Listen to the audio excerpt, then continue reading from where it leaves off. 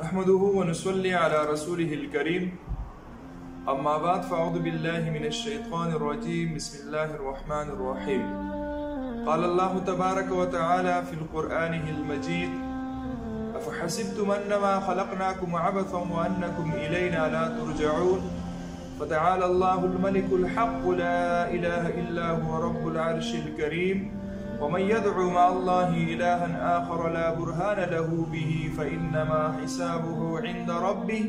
إنه لا يفلح الكافرون وقل رب اغفر وارحم وأنت خير الراحمين صدق الله العظيم. معزز سامعین اکرام، حضرت عبداللہ ابن مسعود رضی اللہ تعالیٰ عنہ سے روایت ہے، وہ فرماتے ہیں کہ ایک دفعہ میں ایک بیمار کے پاس سے گزرا جو ایسی حالت میں تھا کہ اٹھ نہیں سکتا تھا، بیماری کی وجہ سے، کمزوری کی وجہ سے. میں اس کے پاس آیا اور میں نے اس کو دم کر دیا، اس پہ دم کر دیا تو وہ بندہ، وہ آدمی فوراً کھڑا ہو گیا اور صحت یاب ہو گیا. تو اتنے میں حضور نبی کریم صلی اللہ تعالی علیہ وسلم نے مجھے دیکھا اور مجھ سے پوچھا، اے عبداللہ ابن مسعود رضی اللہ تعالی عنہ، تم نے اس بندے پر، اس آدمی پر کیا پڑھا کہ یا تو وہ اٹھ نہیں سکتا تھا، بیمار تھا، اور یا ایک دم فوراً وہ صحتیاب ہو گیا؟